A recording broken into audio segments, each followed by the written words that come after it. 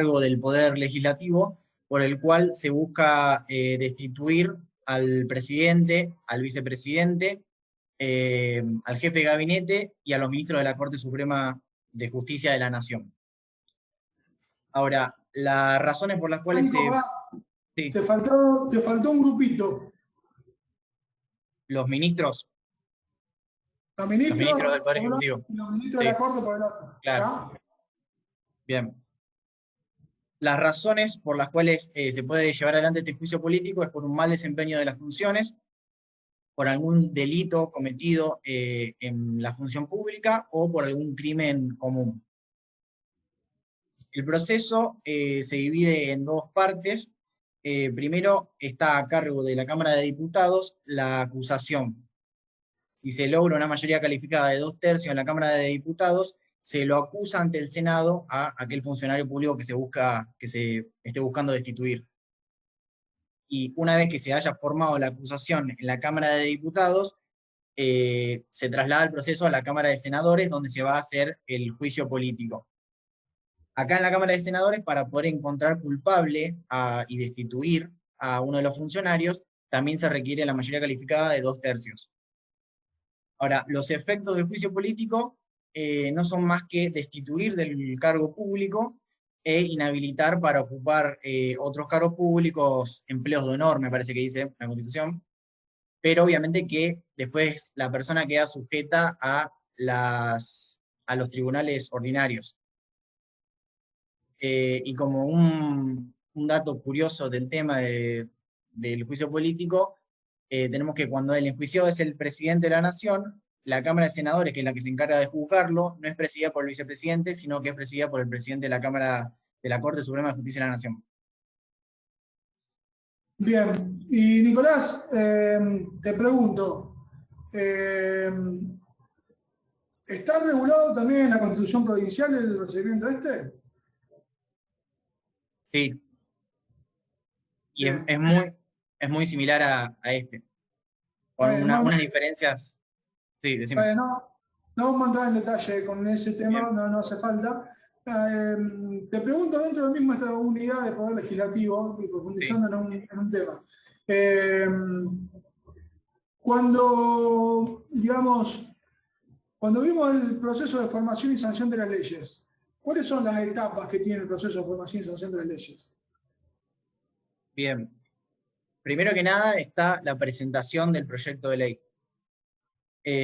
Los legitimados para poder presentar un proyecto de ley son el Poder Ejecutivo, cualquiera de los legisladores, y el pueblo mediante el mecanismo de democracia semidirecta, que es la iniciativa popular. Ahora, el principio general es que no haya ningún tipo de especialidad de dónde presentar cada proyecto, pero existen ciertas excepciones donde se tiene que presentar sí o sí, o en la Cámara de Senadores o en la Cámara de Diputados. Por ejemplo, aquellos proyectos que son por iniciativa popular son para la Cámara de Diputados, al igual que la consulta popular y al igual que las contribuciones. Y además, y con respecto a la otra Cámara, la Cámara de Senadores, tiene una competencia exclusiva para la ley de presupuesto general. Perdón, la ley de coparticipación federal. Bien. Bueno, sí. ¿Y la Cámara de Senadores? La Cámara de Senadores, ¿qué ley? ¿En dónde tiene, digamos, dónde la Constitución le dice que es Cámara de origen obligatoriamente? La Cámara de Senadores. En la Constitución Nacional, el artículo 75, creo que el inciso 3 o... ¿Pero para qué ley? Para la ley de coparticipación federal.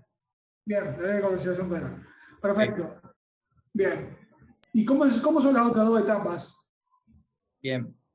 Y después tenemos lo que se llama la sanción. Una vez presentado el proyecto de ley, se va a discutir en la Cámara de Origen, que es la Cámara donde ingresó el proyecto. En caso de obtener la media sanción, es decir, de ser aprobado en la Cámara de Origen, pasa a la Cámara Revisoria, la cual, de aprobarlo, se busca la promulgación en el Poder Ejecutivo. Pero en el caso de que la Cámara Revisoria rechace revisora, de que rechace el proyecto de la Cámara de Origen, el proyecto no se va a poder volver a tratar hasta la próxima temporada, hasta el año siguiente. Bien. Y aparte de rechazarla de la Cámara Revisora, ¿qué puede hacer la Cámara de Origen? ¿La Cámara Revisora? No, vos dijiste, la Cámara de Origen recibe el proyecto, sí, lo aprueba y lo pasa a la Cámara Revisora. Si la revisora no lo aprueba, no se puede tratar. Sí. ¿Y en qué otro supuesto se da donde tampoco lo vuelve a tratar el Congreso, el proyecto? ¿En qué otro supuesto? Antes de esto que vos dijiste. Cuando la rechaza la Cámara de Origen. Ahí está. Exactamente. Porque la Cámara de Origen no tiene obligación de aprobarla. El proyecto de ley lo puede rechazar. Si lo rechazan, y pasa a la Cámara Revisora. Bien. Y si pasa a la Cámara Revisora y la revisora le parece oportuno el proyecto de ley, ¿qué puede hacer? Y puede sancionarla y va a tener la sanción completa y va a pasar al Poder Ejecutivo, o puede hacer modificaciones y en ese caso va a volver a la Cámara de Origen, y la Cámara de Origen puede aceptar las modificaciones, o si quiere insistir con su proyecto inicial, tiene que lograr una mayoría igual o superior a la que se obtuvo en la Cámara Revisora. Bien, perfecto. Ana, Osvaldo, ¿alguna pregunta de otra unidad para Nicolás? Sí, una cortita. Dale. Dentro del Poder Judicial, ¿quién es el órgano supremo y cómo está integrado? Bien, el órgano supremo del Poder Judicial Nacional es la Corte Suprema de Justicia de la Nación, la cual está compuesta por 4 ministros y un presidente. O sea, 5 miembros. Claro, 5 miembros, uno que es el presidente y el resto son ministros. ¿Y cómo fue el número de miembros desde la Corte de su creación y qué proyectos hay ahora? No, eso desconozco, no sé. Pero vos decís que son 5 miembros en total. ¿Por qué son 5 miembros? ¿De dónde surge eso? ¿Lo dice la Constitución? Surge de la ley que reglamenta el artículo de la Constitución que establece la Corte Suprema de Justicia de la Nación. Bueno, ahí cuando se hizo esa ley, originalmente había 9 miembros. ¿Qué se dijo?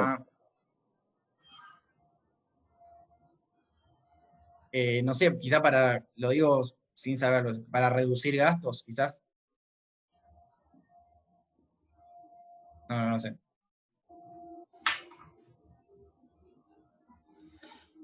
Algún fundamento de justicia de materia económica puede haber, pero no era, sin lugar a dudas, el fundamento más importante por el cual la ley redujo el número de ministros de la Corte.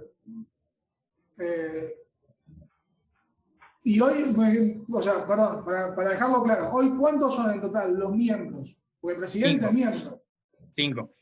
Sí, está bien. ¿Y vos no leíste o escuchaste o viste algún proyecto de reforma de la ley? Que el doctor Faciano recién preguntaba, porque hay algunos... Sí, pues justo un tema en boga ahora. Claro. Sí, he escuchado el año pasado, no tenía muy claro cómo era el proyecto, pero sí que querían aumentar la cantidad de miembros de la Corte Suprema de Justicia y hacer una reforma también. Bueno, eso es lo que preguntaba. Bien, claro, si querían aumentar los números, no sé en cuántos. No se van tan lejos como antes, de 9, pero bueno, término medio. Si mal no recuerdo, el proyecto era de 7 miembros, ¿no, Osvaldo? Sí, está en discusión. Incluso usted escuchó algo, Nicolás, de la posibilidad de la división de materias en la Corte, o si hay proyectos en otras cortes de división de salas por materia, en otras cortes a nivel de derecho comparado, ¿no? Porque es una de las cuestiones que se está debatiendo también. Yo había escuchado algo de una separación de materia penal, pero no tengo certeza. Bien, bueno, al menos está informado. No sé, yo te mandé un mensaje ahí, Juan, no sé cómo lo ves. Ahí te contesté. A ver.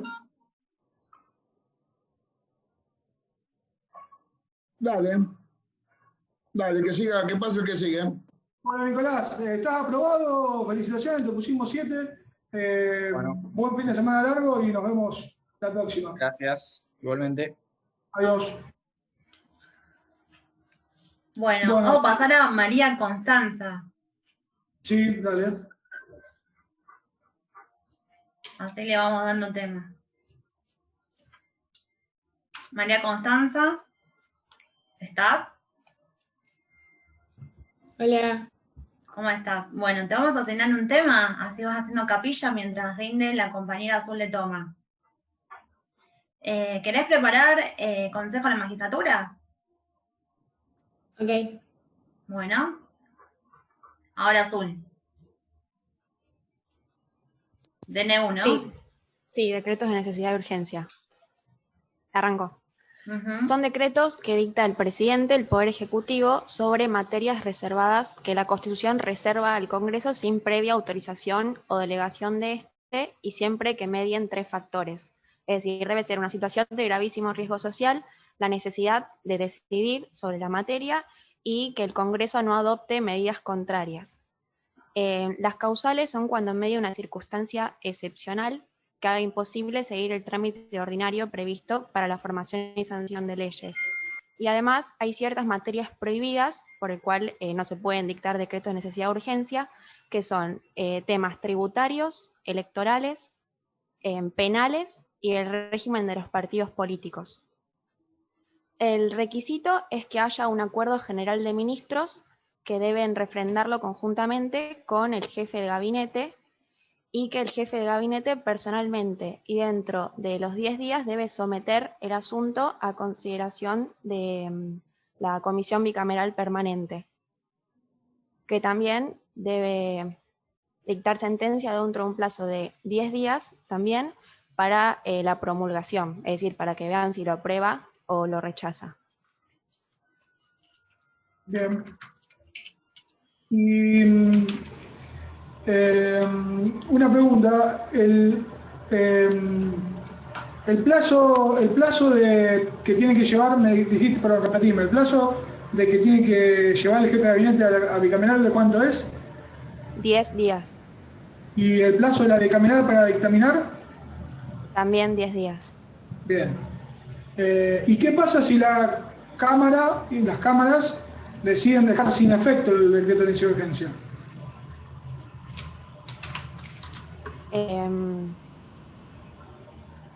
Suponete que el Poder Ejecutivo dicta el decreto de necesidad de urgencia, lo firma todo, pasa a la Comisión Bicameral, la Bicameral dictamina diciendo que no aconsejan derogar el decreto de necesidad de urgencia porque no es necesario ni urgente, digamos.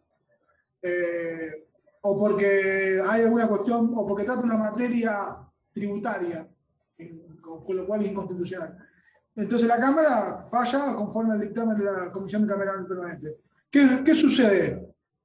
¿El efecto de esa derogación es para adelante o es retroactivo?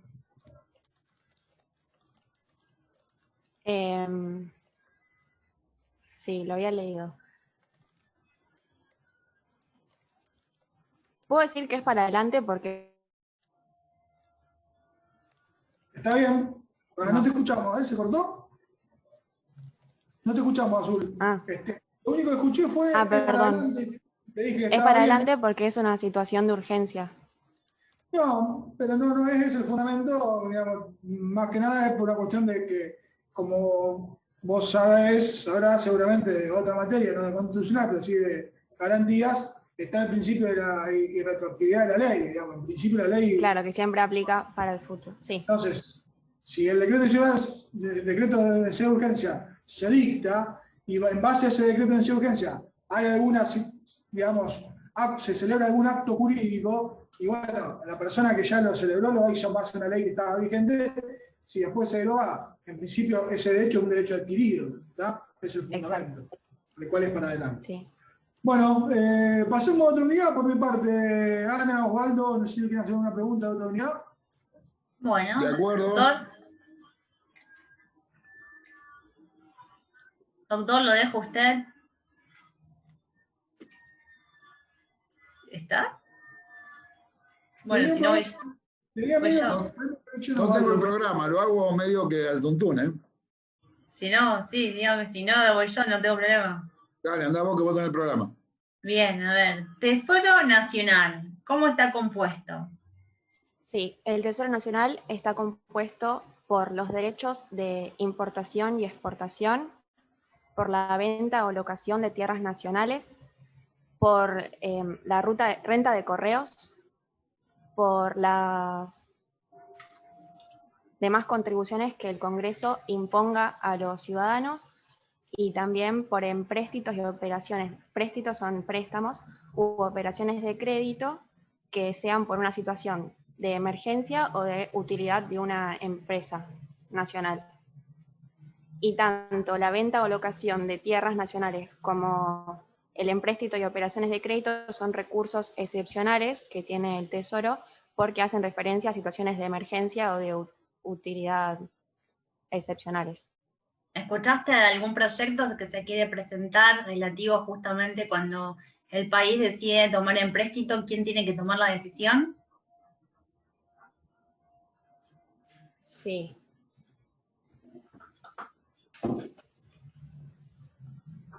También es algo de estos días. O sea, Sí, ¿quién puede concertar deuda extranjera? el Congreso. Sería lo normal, pero ¿ha pasado que el Ejecutivo lo ha hecho? Sí. Bien, entonces, ¿qué es lo que se quiere legislar?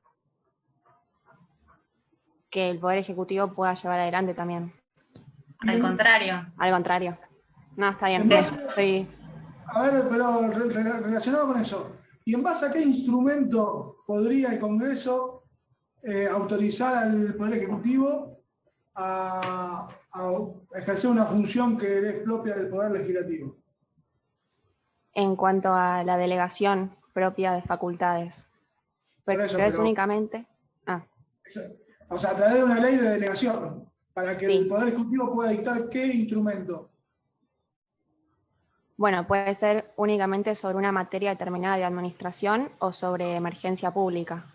Pero ¿cómo se llaman los instrumentos o los productos del Poder Ejecutivo que dicta en base a la ley de delegación legislativa?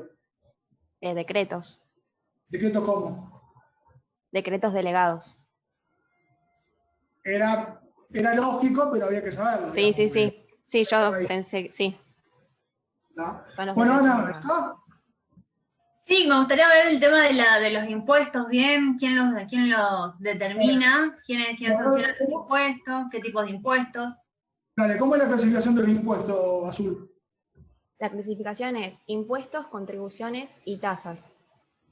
Los impuestos son prestaciones patrimoniales, generalmente en dinero, debida al Estado, que no es un beneficio obtenido por la persona, sino que es que el Estado satisface gastos generales con todo lo que recauda, y que pueden ser directos cuando graban una manifestación inmediata de riqueza, como pueden ser los honorarios o el impuesto a las ganancias, o indirectos, que es cuando graban una manifestación mediata de riqueza, como por ejemplo el IVA, y que es cuando el contribuyente de hecho no coincide con el contribuyente de derecho.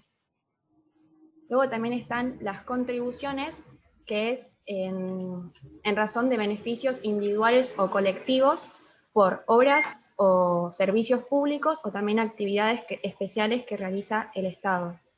Está muy bien esta chica. Sí. Y luego me faltan las tasas.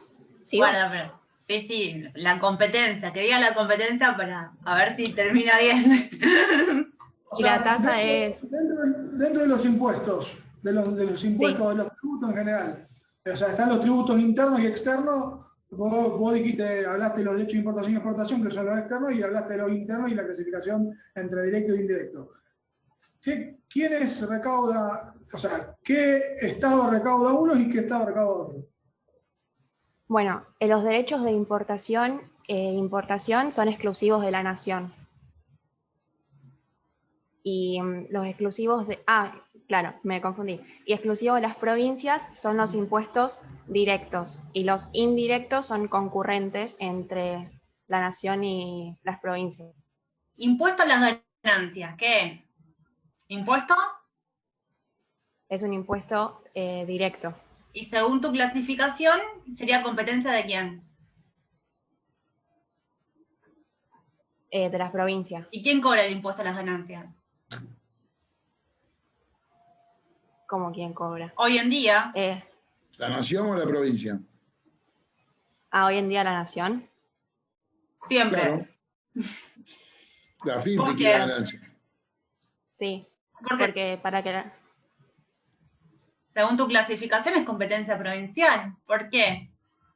El gobierno porque federal. solo pueden ser excepcionalmente de la nación cuando median 3 factores, que debe ser por tiempo determinado, que sean proporcionalmente iguales, y siempre que la defensa o seguridad común o bien general del Estado lo requieran. Muy bien, En ese muy caso puede la nación. bien. De mi parte no hay ningún. Por eso el Estado Nacional está totalmente incumpliendo los parámetros constitucionales porque cobra impuesto a la ganancia hace un montón de años, lo del plazo determinado, igual que el impuesto de cheque y demás, pero bueno, no importa, eso es una discusión aparte. Bueno, ¿estamos? Bueno, Sí, de mi parte muy bien, Azul. Muy bien, felicitaciones. Gracias. Azul. Te vamos a poner un 9, ¿sabes? Porque fue casi perfecto el examen, así que felicitaciones. Si muchas querés gracias. te sigo preguntando. Ya está bien, muchas gracias. Chao. Ya Bueno. fue demasiado. Voy a hacer pasar a Franco Massa. Perdón, te pido, si puede ser, que hagas pasar ¿Sí? a Brenda Paluzzi, que es la que yo tengo, la última que tengo. Dale. Era la que seguía, dale, ahí la vamos a ver. Así ya cerramos una lista. Sí, ya esa la cierro, la doy baja. ¿Listo? Ahí. Esta fue una comisión nuestra, Juan Manuel. No, esta, sí, me parece Brenda que. fue alumna mía. Sí, Brenda sí, pero acá con Constanza creo que cursó la mañana. Constanza cursó sí. la mañana. Y Sí, de Azul Constanza también. no me acuerdo. Brenda a la noche con nosotros.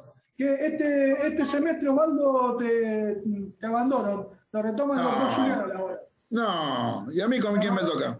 Sí, el doctor Juliano retomó las horas. Me la había prestado. Bueno. Me prestó la hora el año pasado. Es que ahora con el Zoom al doctor Juliano le viene genial. Hola Brenda, buenas tardes. Hola, ¿cómo están? Todo bien, 10 puntos. Te vamos a dar un tema para que hagas capilla. ¿Estamos? Dale, sí. No sé, Osvaldo, ¿querés darle un tema a vos? ¿Para que hagas capilla, Brenda?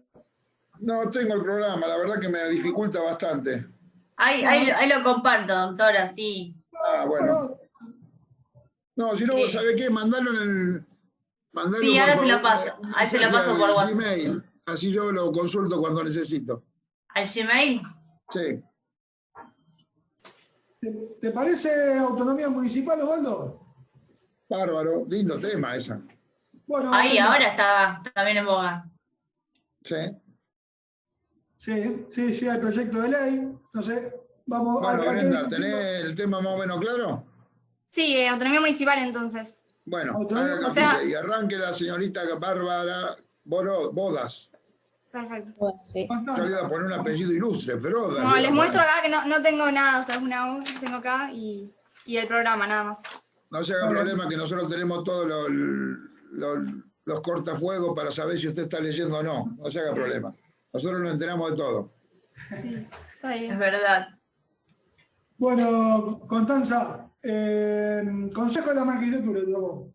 El Consejo de la Magistratura es un órgano que después del 94 pasó a estar regulado por la Constitución Nacional, pero antes del 94 ya existía. Es un órgano que tiene la función de administrar la administración del Poder Judicial y además de la elección de los magistrados de los tribunales inferiores federales. Está compuesto por legisladores, por magistrados y por abogados de la matrícula federal. Perdón, Constanza, te hago un paréntesis. Está bien que vos hiciste una diferencia, un paréntesis, está bien lo que dijiste. La elección es de los magistrados inferiores. ¿Y los miembros de la Corte quién los elige? No, los miembros de la Corte son elegidos por el presidente de la Nación, con acuerdo del Senado de los 2/3 de los miembros y en sesión pública. Está bien, seguí nomás. Era para hacer esa diferenciación de por qué el Consejo solamente te toca una parte. Dale, seguí nomás.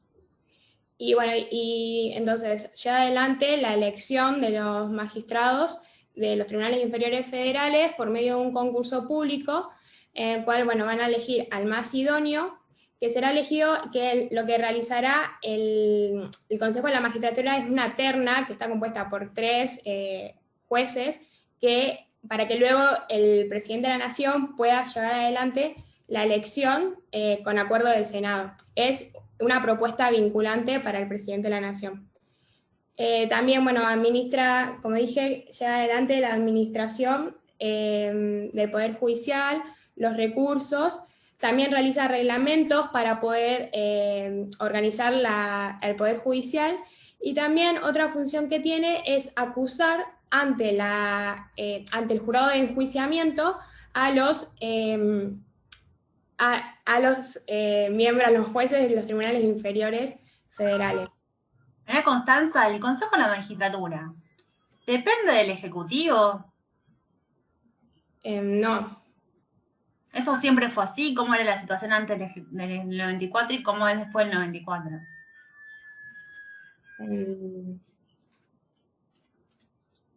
No sé.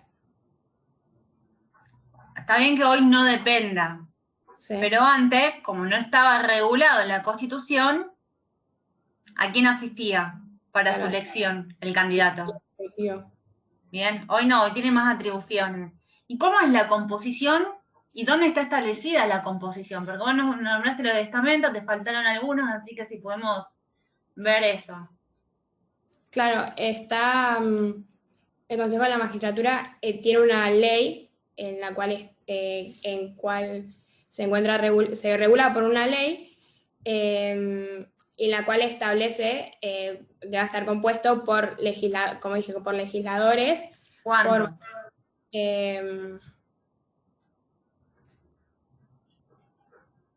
No. ¿Y qué legisladores? Claro. No sé. ¿O legisladores nacionales o...? Claro, legisladores nacionales. ¿Pero qué? Claro, ¿qué cámara?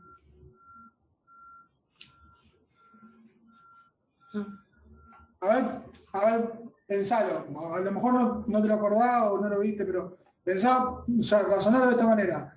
Si tiene que haber una representación del poder legislativo, porque hay legisladores, en un órgano nacional de elección de jueces nacionales, debería estar integrado por senadores, por diputados, o por diputados y por senadores. Y por diputados y por senadores. Sí. Claro, porque tiene que haber una representación, digamos, es un órgano constitucional, nacional, y no tendría ningún fundamento, no habría ningún fundamento válido para solamente, no hay una cuestión acá de, estamos hablando de un órgano que tiene que ver con las provincias, entonces solamente tendría que estar el Senado. Entonces es lógico que haya una representación, digamos, de ambas cámaras. Y además de eso, ¿qué otra representatividad tiene que haber, más allá de los números, no? ¿Cómo? ¿Qué órganos? Aparte del Poder Legislativo, ¿qué otra representación tiene el Consejo de la Magistratura? Porque justamente es un órgano que tiene múltiples representaciones, digamos. No, digamos, el Poder Legislativo es uno. Después, ¿qué otra? Más allá de los miembros, ¿no? Que estaría bueno que vos sepas cuántos son, pero bueno, más allá de eso. ¿Qué representatividad tienen el Consejo? La Constanza, la Constitución dice representantes de órganos políticos que tengan origen electoral. Entonces, vos ya nombraste representantes que tienen origen electoral, pero ¿qué otros representantes de otro órgano tienen origen electoral? Claro, además de que nombré yo, que son los legisladores, abogados de la matrícula federal. Pensá, que tengan origen electoral. Cuando vos votás, ¿a quiénes votás? Lo que vos decís está bien, pero Ana Julia te dice que hay otros, aparte de los diputados y senadores, que tienen origen electoral que también componen el Consejo de la Magistratura. Claro. Sí. ¿A quién se elige popularmente a través del voto? ¿A los abogados de la matrícula? No. Claro.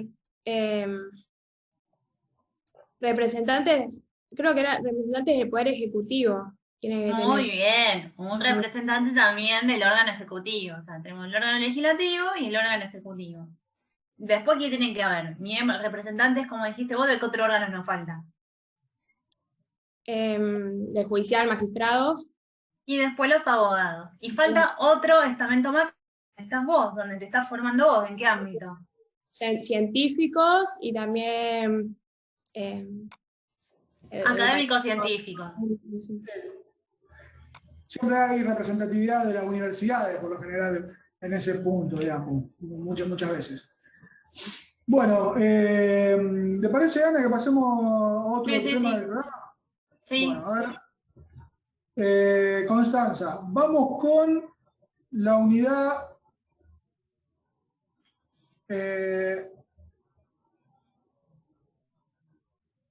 la unidad 1, el último punto, intervención federal. Yo iba a decir el mismo. Bueno, estamos totalmente sincronizados. Intervención federal, Constanza. Bueno, la intervención federal será llevada a cabo, es una facultad del Congreso, una atribución del Congreso, la cual se dará cuando las provincias, en primer caso, no cumplan con el sistema representativo y republicano, que se encuentra regulado en el artículo 5 de la Constitución, donde las provincias van a tener que cumplir. También frente a un ataque exterior y bueno, y también en el caso de que alguna provincia invada a otra, y bueno, el Poder Ejecutivo también podrá llevar adelante la intervención federal, pero tendrá que convocar al Congreso rápidamente cuando el Congreso esté en receso. Y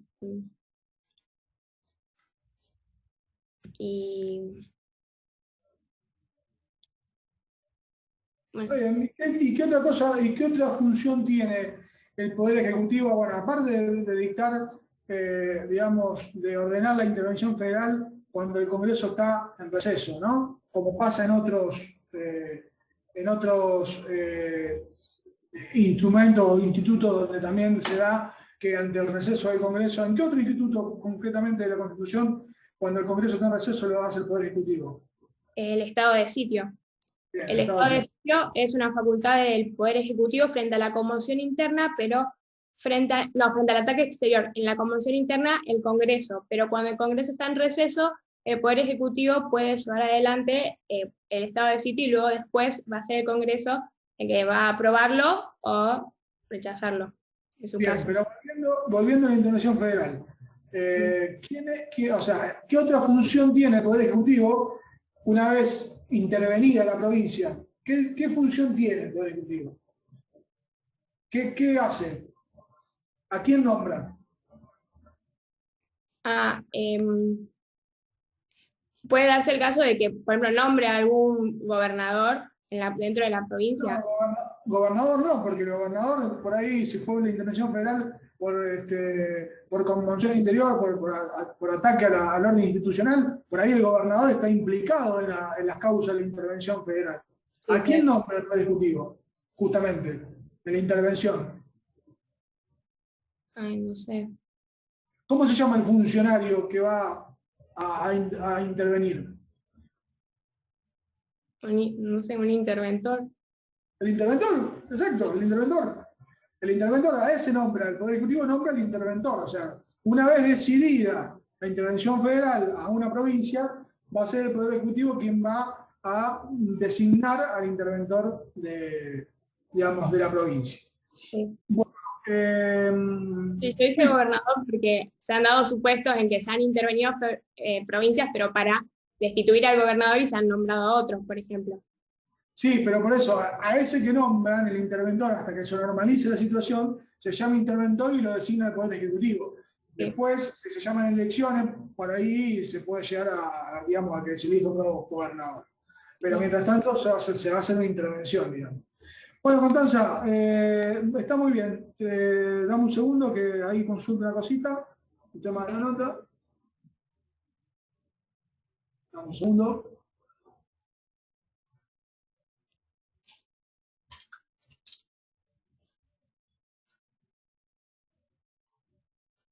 Bueno, ahí está. Tenés un 7. Está aprobado. Felicitaciones.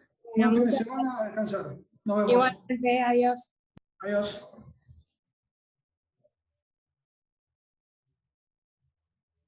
Bueno, aguardamos un segundo, Brenda. Ya arrancamos con vos. Sí, está bien, profe. Está bien.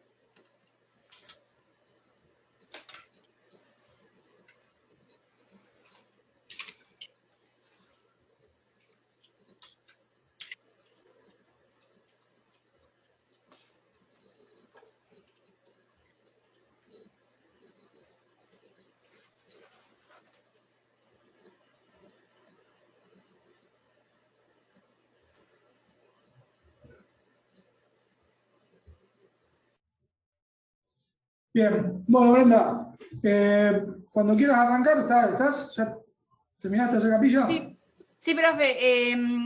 O sea, empiezo con lo que sería o sea, como que empecé con la capilla dando todo lo que es el artículo 123 y todo esto. Que cada provincia...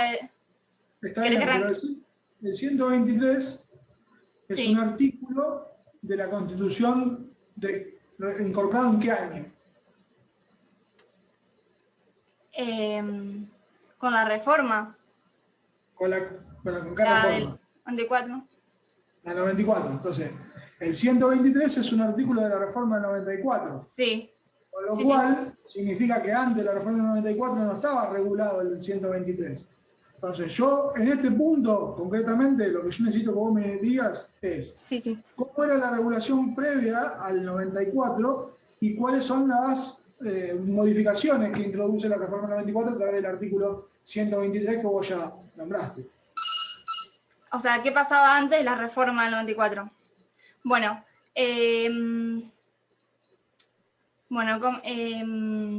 sí. Comienzo con que, bueno, el municipio en sí... Dame un segundo, Brenda. Sí. ¿Qué pasó que me está sonando? Dame un segundo, no. Sí, no pasa nada, profe.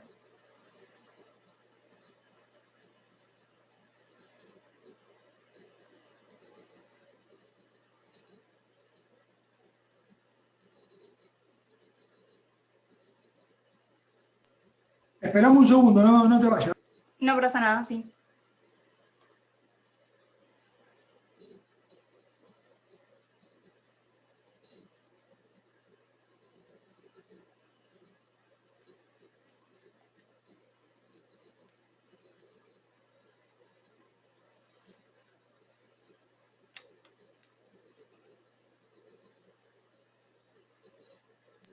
Brenda, ¿me escuchás? Sí, profe.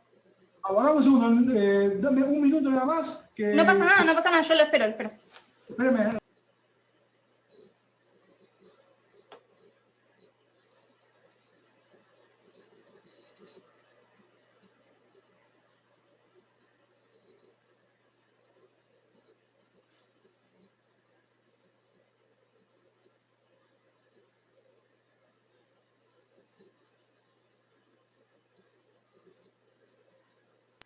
Mil disculpas, Brenda.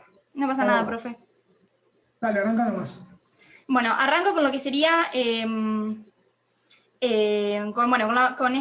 la unidad en sí, la unidad 3 en sí, de Derecho Constitucional Municipal, ¿sí? Lo que yo te dije, explícame cómo es la autonomía municipal, antes de la reforma del 94 y después de la reforma del 94. Eso es lo que te muestro. Bueno. Sí. O sea, se puede fijar primero desde el periodo de antes de 1800, bueno, de antes de 1800, bueno, desde 1853. Perdón. ¿Querés que te pregunte yo? No, está bien. Como empiezo diciéndolo desde qué pasó primero y después sigo con la reforma. Y bueno, usted me dice.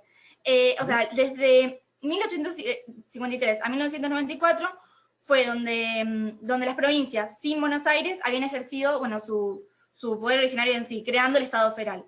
Entonces nos encontramos con que el poder es derivado. Entonces, el municipio no participó en la convención en sí. O sea, algunos algunos autores consideraban como que se lo había dejado de lado, o que como que se lo había apartado, como si se hubiera quedado solo. Entonces, con todos los despojos que había, o despojos, o bueno, todo lo que había ocurrido con el poder. Entonces nos encontramos con que a partir de ahí, de 1994, con esa reforma, fue cuando se terminó de completar lo que sería el diseño federal, y un federalismo dual, del cual derivamos un federalismo, por ejemplo, tridimensional o bueno, tripartito, donde está a la par de la nación y la provincia. Entonces ahí se incorporan los municipios con rasgo autónomo, como dije, el nuevo artículo 123. Está bien, pero ¿dónde estaba regulado el tema municipal en la Constitución previa al 94? ¿En qué artículo? Sí, estoy pensando.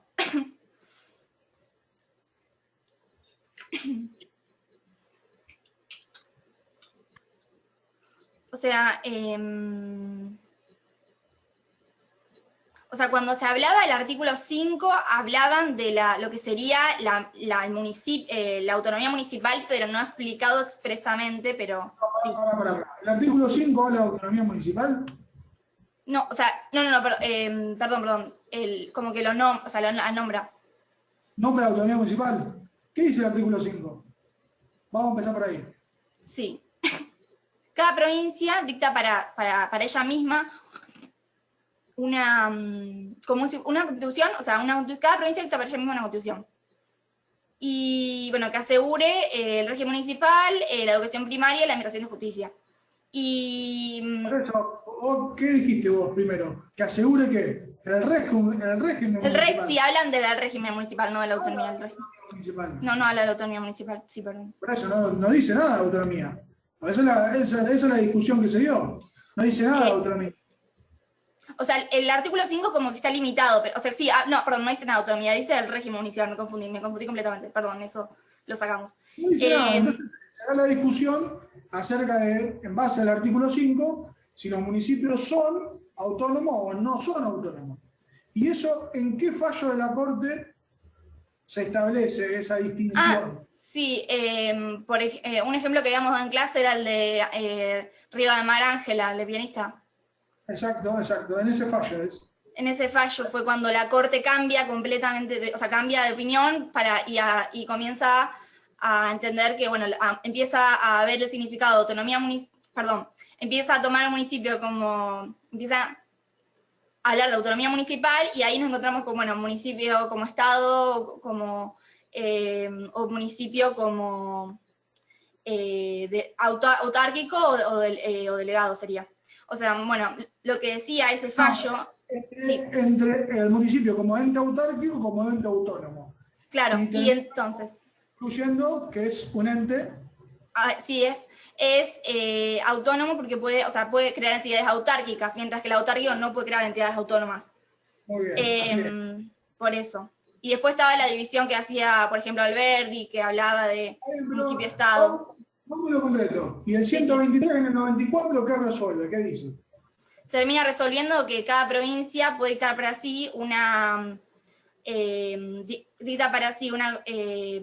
su propia constitución, su propia constitución conforme asegurando la autonomía municipal, conforme a lo reglado en el artículo 5, y en el orden institucional, político, económico, financiero y administrativo. Y esto significa... De todo lo que vos nombraste, todos esos aspectos, sí. ¿Qué significa cada uno? ¿Qué significa en materia institucional, por ejemplo? Crear instituciones, por ejemplo, dirigirse por ellas.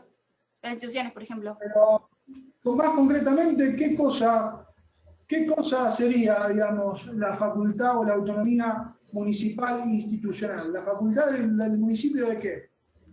¿De darse qué? Perdón, no entiendo la pregunta, ¿me la puede reformular? Claro, porque vos dijiste que hay distintas, que la provincia tiene que reglamentar o reglar la autonomía, tiene que asegurar la autonomía municipal y darle el alcance y contenido en distintas materias. Claro, sí. Política, económica, financiera, administrativa, dijiste vos. Bueno, ¿qué significa cada cosa? Eso que quiero saber. Es decir, cuando la Constitución dice autonomía en materia institucional, ¿qué significa? ¿Que el municipio qué puede hacer? Sí, no es solamente darse sus propias instituciones. ¿Dictar qué cosa? O sea, la autonomía, ¿qué es la autonomía institucional? Es como si fuera, o sea, son capaces, tener como la capacidad, ser capaces de darse su propia carta orgánica, por ejemplo. O sea, es decir, sí, ejercer ese poder constituyente derivado de tercera magnitud. Perfecto, muy bien, bien. ¿Y qué sería el económico financiero? Bueno, el económico financiero es organizar su propia estructura fiscal en sí, y bueno, y así crear y cobrar impuestos. Bien. Y bueno, sí. Pasamos a otro tema. Dale. Sí, Vamos a la unidad 6 de Poder Ejecutivo. Sí, la unidad 6, sí. ¿Poder Ejecutivo? Hablame de la elección del presidente y vicepresidente de la Nación. ¿Cómo se elige?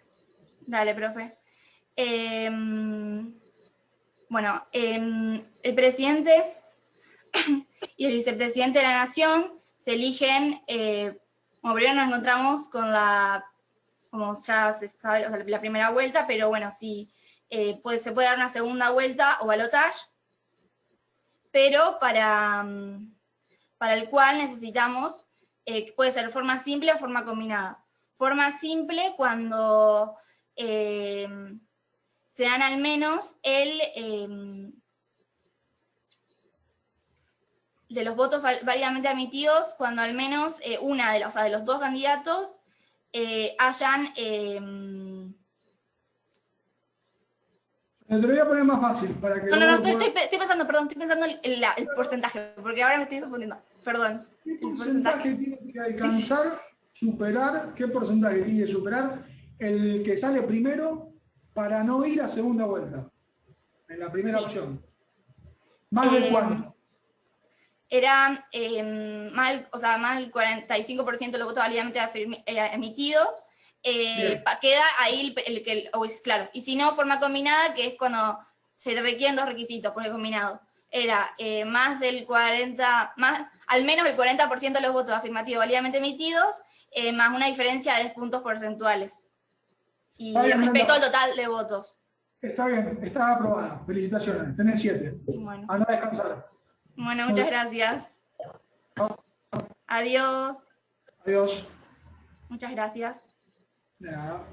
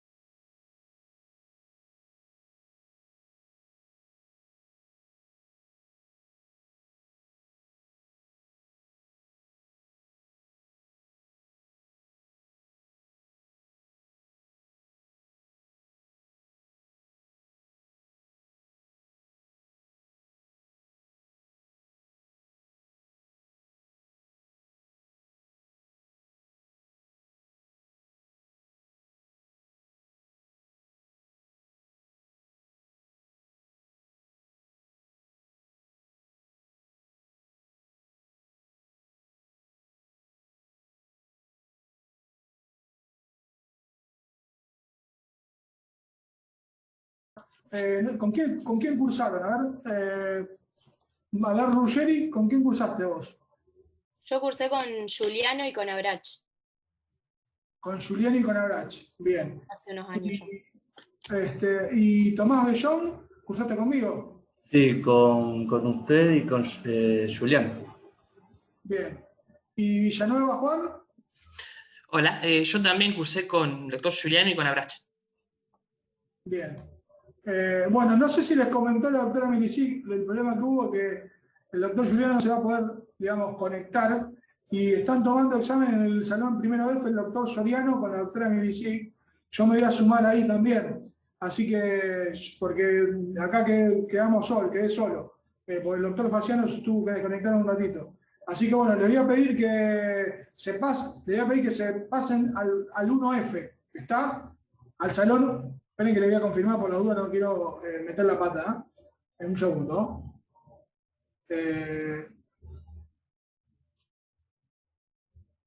A ver, aguárdame, ¿eh?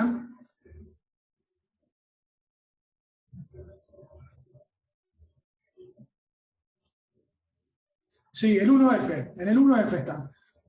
Ustedes vayan para allá, para el 1F, yo igualmente me voy a quedar acá unos minutos conectados por cualquier cosa. Si no se pueden conectar o lo que sea, vuelvan para acá. Yo me voy a quedar acá 10 minutos, 15, por las dudas que haya algún problema digamos, cuando hagamos el traspaso. ¿Está? Para que se queden tranquilos. Yo me voy a quedar acá 15 minutos. Vayan al 1F y yo si veo que no vuelven, me voy para allá y les tomamos allá. ¿Estamos? Perfecto, profe. Gracias. Disculpen la ida y vuelta, pero bueno, estamos con estos problemas.